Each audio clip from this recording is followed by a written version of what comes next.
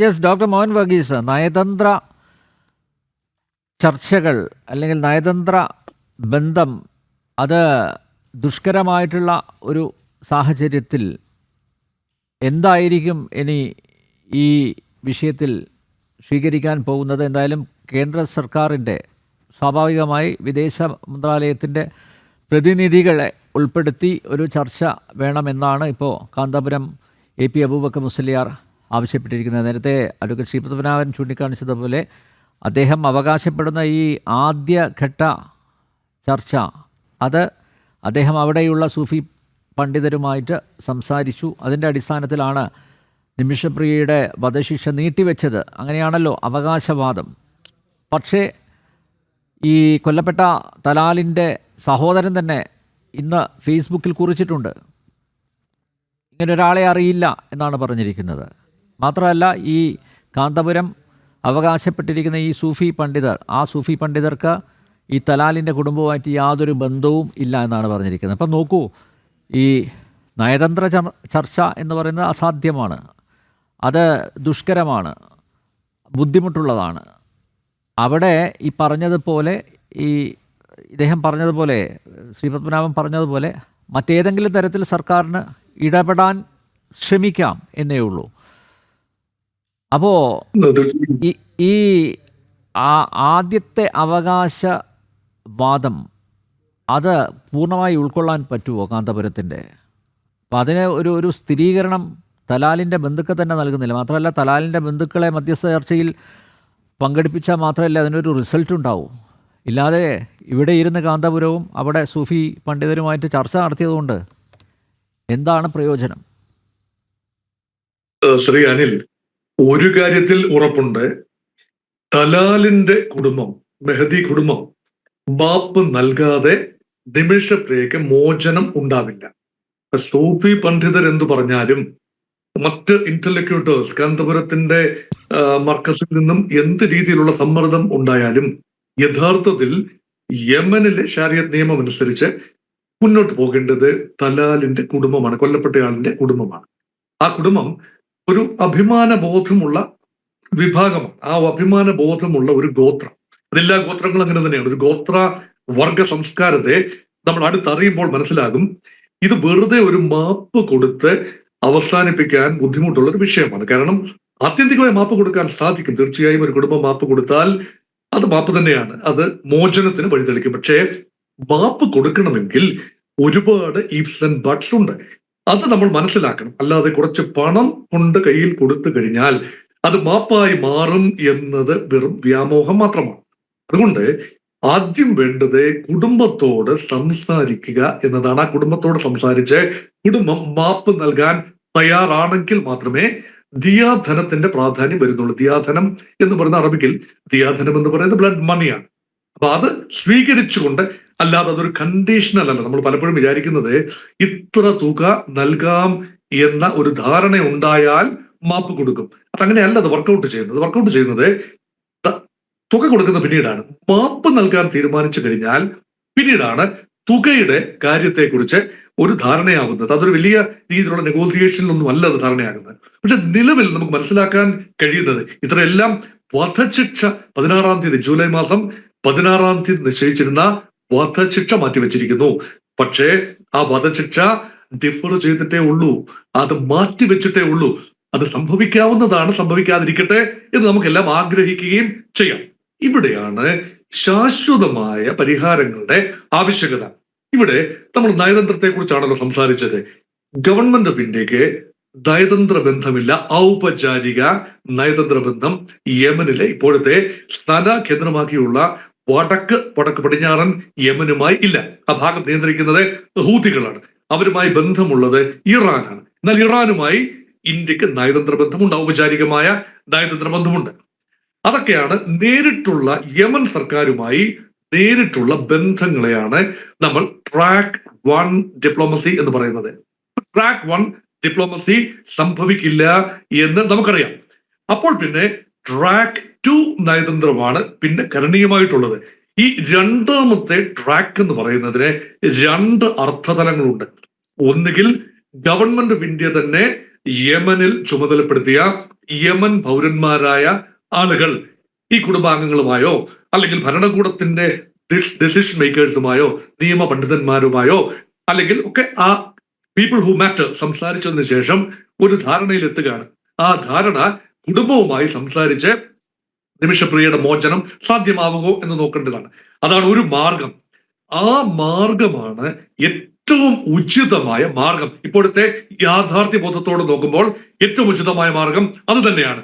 പക്ഷെ അതിനേക്കാൾ കൂടുതൽ പ്രാധാന്യം മാധ്യമങ്ങളിലൂടെ ഇപ്പോൾ ലഭിക്കുന്നത് മറ്റൊരു മാർഗത്തിനാണ്. അതായത് ഇന്ത്യൻ പൗരനായ ഒരാൾ അവിടെയുണ്ട്, യമനിലുണ്ട്, അല്ലെങ്കിൽ കുറച്ചു പേരുണ്ട്. അതിൽ ഒരാളെ അറ്റോർണിയായി ചുമതലപ്പെടുത്തുന്നു നിമിഷപ്രിയയുടെ മോചനത്തിനായി.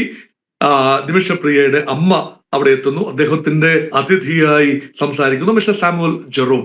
അദ്ദേഹം മഹനീയമായ പ്രവർത്തനം കാഴ്ചവെക്കുന്നു എന്ന് പൊതുവെ കരുതപ്പെടുന്നു. അതിനെ വിമർശനമായി കരുതുന്ന ആളുകളുണ്ട്. നിമിഷപ്രിയ ആക്ഷൻ കൗൺസിലിന്റെ പ്രതിനിധിയായിട്ടാണ് യഥാർത്ഥത്തിൽ മിസ്റ്റർ സാമുവൽ ജെറോം ഭാസ്കരൻ അവിടെയുള്ളത്. ആ ഒരു നിമിഷപ്രിയയുടെ അമ്മ അവിടെയുണ്ട്. ആ അമ്മയ്ക്ക് അവിടെ കടന്നു ചെല്ലാൻ ആവുന്ന രീതിയിൽ നയതന്ത്രപരമായ അവസരം ഒരുക്കിയത് കടന്നു പോകണമെങ്കിൽ ഇന്ത്യൻ ഗവൺമെന്റിന്റെ അനുവാദമില്ലാതെ ഒരു ഇന്ത്യൻ പൗരൻ അവിടെ എത്താനാവില്ലല്ലോ. അതെല്ലാം ചെയ്തത് തീർച്ചയായും ഗവൺമെന്റ് ഓഫ് ഇന്ത്യയാണ്. അതേപോലെ തന്നെ ഒരു ലീഗൽ ഒരു ഫ്രെയിംവർക്കിനെ എനർജൈസ് ചെയ്യുന്നതിന്റെ ഭാഗമായി ഇന്ത്യ ഗവൺമെന്റ് ലീഗൽ സപ്പോർട്ട് അവിടെ കൊടുത്തിട്ടുണ്ട്. ആവുന്ന രീതിയിലെല്ലാം യമന്റെ നീതിന്യായ വ്യവസ്ഥിതിയിൽ ഈ നിമിഷപ്രിയയുടെ ഭാഗം റെപ്രസെന്റ് ചെയ്യാൻ ഇന്ത്യ ഗവൺമെന്റ് ആവുന്നതെല്ലാം ചെയ്തു എന്ന രീതിയിൽ തന്നെയാണ് റിപ്പോർട്ടുകൾ വരുന്നത്. അത് അവിശ്വസിക്കേണ്ട കാര്യവും ഇല്ല. രണ്ട്, പക്ഷേ യഥാർത്ഥത്തിൽ വധശിക്ഷ മാറ്റി വെച്ചത് ഒരു ഇടപെടൽ, ഈ ഞാൻ പറഞ്ഞ രണ്ടാമത്തെ നയതന്ത്ര ട്രാക്ക് 2 ഡിപ്ലോമസിയിലെ രണ്ടാം ഖണ്ഡം, അതായത് മർക്കസിൽ നിന്നുകൊണ്ട് Kanthapuram AP Abubakar Musliyar grand mufti from India, അപ്പൊ യമനിൽ വലിയ രീതിയിൽ സ്വീകാര്യതയുള്ള ഒരാളാണ്, ഒരു മുസ്ലിം നേതാവ് എന്ന നിലയിൽ. അദ്ദേഹത്തിന് ഒരുപക്ഷെ യമനിലെ മതപണ്ഡിതരുമായി, പ്രത്യേകിച്ച് സൂഫി വിഭാഗത്തിൽപ്പെടുന്ന അവർ ഒരു ചെറിയ വിഭാഗമാണ്, ഒരു ഇന്റലക്ച്വലി കാര്യങ്ങളെ കാണുന്ന വിഭാഗമാണ്, വളരെ മിതവാദ വിഭാഗമാണ്, തീവ്ര റാഡിക്കൽ ഒരു ഇസ്ലാമിന്റെ വക്താക്കളല്ല എന്നുകൂടി ഓർക്കണം. അവരെ ഉപയോഗിച്ചുകൊണ്ട് ആ സൂഫി പണ്ഡിതർ അങ്ങനെയുള്ള ആളുകളെ ഉപയോഗിച്ചുകൊണ്ട് കുടുംബവുമായി സംസാരിച്ചു. അവിടെ ഒരു ധാരണയുണ്ടായി എന്ന ഒരു പ്രതീതിയാണ് ഉണ്ടായത്. പക്ഷേ അങ്ങനെ സംഭവിച്ചിട്ടില്ല എന്നാണ് ഇപ്പോൾ പുറത്തു വരുന്ന റെക്കോർഡുകൾ കാട്ടുന്നത്. ഇപ്പോൾ പുറത്തു വരുന്ന വാർത്തകൾ വിശ്വസിക്കാമെങ്കിൽ അങ്ങനെ ഒരു കാര്യം സംഭവിച്ചിട്ടില്ല. ഗ്രാൻഡ് മുഫ്തിയുടെ ഇടപെടൽ ഉണ്ടായി എന്നത് തർക്കരഹിതമായ കാര്യമാണ്. ഒരുപക്ഷെ വധശിക്ഷ ഡിഫർ ചെയ്യാനുള്ള ലീഗൽ ഡിസിഷൻ സുപ്രീം കോടതിയുടെ, അവിടുത്തെ സുപ്രീം ജുഡീഷ്യൽ കൗൺസിൽ, അതിന്റെ തീരുമാനത്തിന്റെ പിന്നിൽ ഒരുപക്ഷെ ഗ്രാൻഡ് മുഫ്തിയുടെ ഇടപെടൽ ഉണ്ടായി എന്ന് തന്നെ കരുതാം. അതുകൊണ്ട് അതിനെ പൂർണ്ണമായി അതിന്റെ നന്മയെ പൂർണ്ണമായി നമുക്ക് തള്ളിക്കളയാനും ആവില്ല. പക്ഷേ മോചനവുമായി ബന്ധപ്പെട്ട് ഒരു തീരുമാനവും തലാലിന്റെ കുടുംബം എടുത്തതായി നാളിതുവരെ എടുത്തതായി നമുക്ക് അറിവില്ല. ശ്രീ അനിൽ, യഥാർത്ഥത്തിൽ കഴിഞ്ഞ ദിവസം ഒരു ഫാൻസി പ്രസ്താവന കണ്ട് ഏതാനും മണിക്കൂറുകൾക്ക് മുൻപ്. അതൊരു മിസ്റ്റർ പോളിന്റെ ഭാഗത്ത് നിന്ന് വന്ന ഒരു ഇവാഞ്ചലിസ്റ്റ് ആണ്. അദ്ദേഹം സുവിശേഷകനാണ്, പാസ്റ്ററാണ്. അദ്ദേഹം എങ്ങനെയാണ് ക്ലെയിം ചെയ്തതെന്നറിയില്ല. എല്ലാം സെറ്റപ്പ് ആയിരിക്കുന്നു, നിമിഷപ്രിയ ഇതാ മോചിതയാകാൻ പോകുന്നു. ഇന്ത്യൻ പ്രധാനമന്ത്രി നരേന്ദ്രമോദിക്കും ഇന്ത്യയിൽ അതിനുവേണ്ടി അക്ഷീണം പ്രയത്നിച്ച എല്ലാവർക്കും വലിയ അഭിനന്ദനങ്ങൾ, മുക്തകണ്ഠം എല്ലാവരെയും അഭിനന്ദിച്ചുകൊണ്ട് അത് നമ്മളാണ് സാധിച്ചത്, ഞാൻ പ്രാർത്ഥിച്ചാണ് സാധിച്ചത് എന്ന മട്ടിലുള്ള എങ്ങും തൊടാതെ എച്ചും പെച്ചുമില്ലാതെ നമ്മൾ മലയാളത്തിൽ പറയുമല്ലോ, അങ്ങനെ ഒരു പ്രസ്താവന കണ്ടു. അത് വലിയ ആഘോഷമായി ചില മാധ്യമങ്ങളൊക്കെ അതിന്റെ പുറകെ ആയിരുന്നു എന്നതും നമ്മൾ കാണേണ്ടതാണ്. അപ്പൊ ഒരുപാട് ക്ലെയിമൻസ് ഉണ്ട്. നിമിഷപ്രിയ വിഷയത്തിൽ ഈ ക്യാമറ കണ്ണുകൾക്ക് മുൻപിൽ വന്ന് ഒരുപാട് ക്ലെയിമുകൾ നടത്തുന്ന ആളുകളെ കണ്ടു. അതുകൊണ്ടാണ് ഇതെല്ലാം കൂട്ടിക്കിഴിച്ച് ഹരിച്ചു കുടിച്ച് നോക്കുമ്പോൾ കരണീയമായ ഒരു കാര്യം, ഗവൺമെന്റ് ഓഫ് ഇന്ത്യയുടെ ഒരു ട്രാക്ക് 2 ഡിപ്ലോമസിയുടെ ഭാഗമായി എത്തിച്ചേർന്ന ചില ധാരണകൾ, ആ ധാരണകളിൽ നിന്ന് ഊർജം ഉൾക്കൊണ്ടുകൊണ്ട് വിഷയത്തിലേക്ക് വരണം, ഫാമിലിയിലേക്ക് വരണം.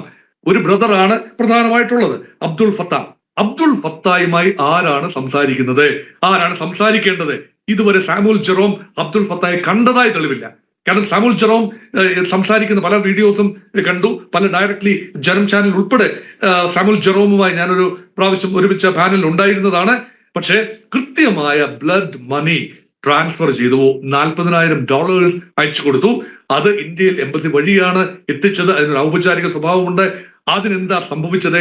ഇവിടെ നിമിഷൻ പ്രിയ ആക്ഷൻ കൗൺസിലിൽ വലിയ രീതിയിലുള്ള ഒരു അങ്ങോട്ടും ഇങ്ങോട്ടും കുറ്റപ്പെടുത്തലുകൾ കാണുന്നു. സാമുവൽ ജെറോമിനെ കുറ്റപ്പെടുത്തുന്ന ഒരു വിഭാഗം, അങ്ങനെയല്ല ഇപ്പോഴുള്ള ആക്ഷൻ കൗൺസിൽ എന്ന് പറയുന്നവരെ അവരെ കുറ്റപ്പെടുത്തുന്ന സാമുവൽ ജെറോം. ഇപ്പൊ ആര് പറയുന്നതാണ് ശരി? അതുകൊണ്ട് ആളേറെ കൂടിയാൽ പാമ്പ് ചാവില്ല എന്ന പ്രമാണം കൂടി ഇതിനൊപ്പം ചേർത്ത് വായിക്കേണ്ടതുണ്ട്. Too many cooks spoil the broth എന്നൊരു ഇംഗ്ലീഷ് സേയിങ് കൂടിയുണ്ട്. അപ്പൊ ഇതെല്ലാം ചേർത്തുകൊണ്ട് ഇതിനെ ഒരു ആഘോഷമായി നമ്മൾ കാണുകയാണോ? പക്ഷെ എന്റെ സുചിന്തിതമായ ഒരു അഭിപ്രായം എന്ന് പറയുന്നത്, ഒരു ഇന്ത്യൻ പൗരൻ ഏതെങ്കിലും രാജ്യത്തെ തടവിലാണ്, മോചനത്തിന്റെ വിദൂരമായ സാധ്യതയെങ്കിലും ഉണ്ടെങ്കിൽ ഗവൺമെന്റ് ഓഫ് ഇന്ത്യ ഏതറ്റം വരെ പോയി വേണമെങ്കിലും അത് ചെയ്യും എന്ന ഒരു ഉറപ്പാണ് ഇന്ത്യൻ പൗരന്മാർ കൊടുക്കേണ്ടത്. അത് തീർച്ചയായും ചെയ്യുന്നത് കൊണ്ട്. പക്ഷെ യമനിലെ സവിശേഷമായ സാഹചര്യത്തിൽ ഒരുപാട് കോംപ്ലിക്കേറ്റഡ് ആയി ഒരുപാട് ക്ലെയിമൻസ് അവരെല്ലാം ചേർന്നുകൊണ്ട് കാര്യങ്ങൾ സ്പോയിൽ ചെയ്യും. അതുകൊണ്ടാണ് കോടതി ചോദിച്ചിരിക്കുന്നതാണ്. കോടതി ഇന്ത്യൻ സർക്കാരിനോട് ചോദിച്ചിരിക്കുന്നു എന്താണ് ചെയ്യാനാവുക. അതുകൊണ്ടാണ് സർക്കാർ പറഞ്ഞിരിക്കുന്നത് ഒരുപാട് പേര് ഇൻവോൾവ് ആകുന്ന ഒരു വിഷയം ആകരുത്. ഇത് ഫാമിലിയോട് സംസാരിക്കാനുള്ള ഒരു അന്തരീക്ഷം ഉണ്ടാക്കണം. അതിന് പല മൾട്ടിപ്പിൾ ലെവൽ അവിടെ ആവശ്യമില്ല. അതുകൊണ്ടാണ് അതുകൊണ്ടാണ് ഒരുപക്ഷെ കാന്തപുരത്തിന്റെ ഓഫീസിൽ നിന്ന് തന്നെ ഒരു റിക്വസ്റ്റ് ഉണ്ടായിരിക്കുന്നത്, ഗവൺമെന്റ് ഓഫ് ഇന്ത്യയുടെ ഏജൻസി കൂടി ഉണ്ടാകണം. ഇപ്പൊ നിമിഷപ്രിയ ആക്ഷൻ കൗൺസിൽ പറഞ്ഞത് 6 പേരടങ്ങുന്ന ഒരു ദൗത്യ സേന അല്ലെങ്കിൽ ദൗത്യ സംഘം അവിടെ പോകണം. 2 പേര് ഗവൺമെന്റ് ഓഫ് ഇന്ത്യയെ പ്രതിനിധീകരിച്ചുകൊണ്ടും 2 പേര് കാന്തപുരം അബൂബക്കർ മുസ്ലിയാരെ പ്രതിനിധീകരിച്ചുകൊണ്ടും 2 പേര് ആക്ഷൻ കൗൺസിലിനെ പ്രതിനിധീകരിച്ചുകൊണ്ടും. അതിനോട് അത്ര അനുകൂലമായ രീതിയിലല്ല ഗവൺമെന്റ് പ്രതികരിച്ചിരിക്കുന്നത്. കാരണം അതിനൊക്കെ വലിയ അനൗപചാരിക സ്വഭാവം മാത്രമാണ്. കുറച്ചുകൂടെ ഔപചാരികമായി കാര്യങ്ങൾ കൈകാര്യം ചെയ്യാനുള്ള ഒരു പക്ഷേ ഇറാൻ സർക്കാരിന്റെ ഭാഗത്ത് നിന്ന് വരുന്ന ചില സമ്മർദ്ദങ്ങൾ അതുകൂടി ഫലപ്രദമായി ഉപയോഗിക്കാനുള്ള ഒരു അന്തരീക്ഷം ഉണ്ടാകുക.